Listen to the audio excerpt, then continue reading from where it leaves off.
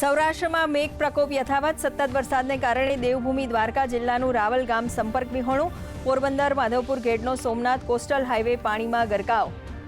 તો જૂનાગઢના મેંદરડામાં 24 કલાકમાં 13 ઇંચથી વધુ વરસાદ. અમરેલીના દરિયામાં કરંટ જોવા મળતા આપવામાં આવી ચેતવણી. આગાહીના પગલે સૌરાષ્ટ્રમાં એનડીઆરએફ અને એસડીઆરએફની કુલ 32 ટીમો તૈનાત. જ્યારે જાફરાબાદના 11 ખલાસીઓ લાપતા બાદ વધુ 8 ખલાસીઓ થયા સંપર્ક વિહોણા.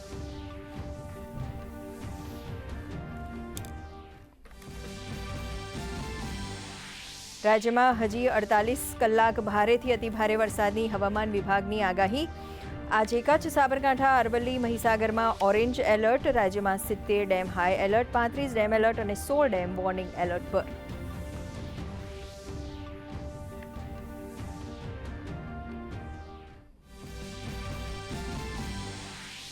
મહારાષ્ટ્રમાં આફતનો વરસાદ. રસ્તા અને રેલ ટ્રેક પર પાણી ભરાઈ જતા પરિવહન સેવાઓ થઈ પ્રભાવિત.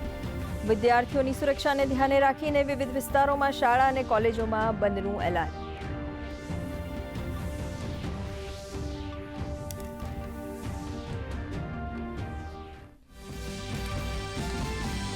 આજે સંસદના ચોમાસુ સત્રનો છેલ્લો દિવસ. લોકસભાના અધ્યક્ષ ઓમ બિરલાએ કહ્યું, ગૃહમાં 120 કલાક ચર્ચાનો સમય નક્કી કરવામાં આવ્યો હતો, જેમાંથી ફક્ત 37 કલાક થઈ શકી ચર્ચા. લોકસભા અનિશ્ચિત સમય માટે કરવામાં આવી સ્થગિત.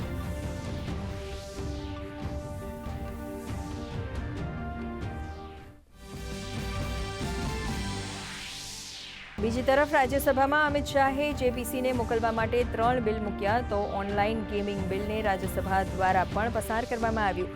રાજ્યસભાએ કુલ 15 બિલ પસાર કર્યા અને રાજ્યસભા પણ અનિશ્ચિત સમય માટે સ્થગિત કરવામાં આવી.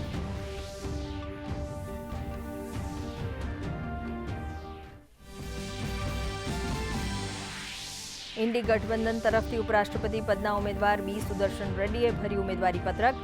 નામાંકન પહેલા સ્વતંત્ર સેનાનીઓને અર્પણ કરી શ્રદ્ધાંજલિ. તો એનડીએ તરફથી રાધાકૃષ્ણને બુધવારે ભર્યું હતું ફોર્મ. 9 સપ્ટેમ્બરે થશે મતદાન.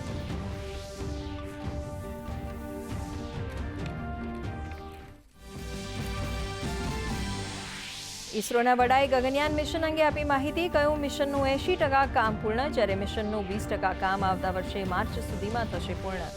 તો શુભાંશુ શુક્લાએ કહ્યું, આ ઐતિહાસિક મિશન માટે ભારત છે તૈયાર.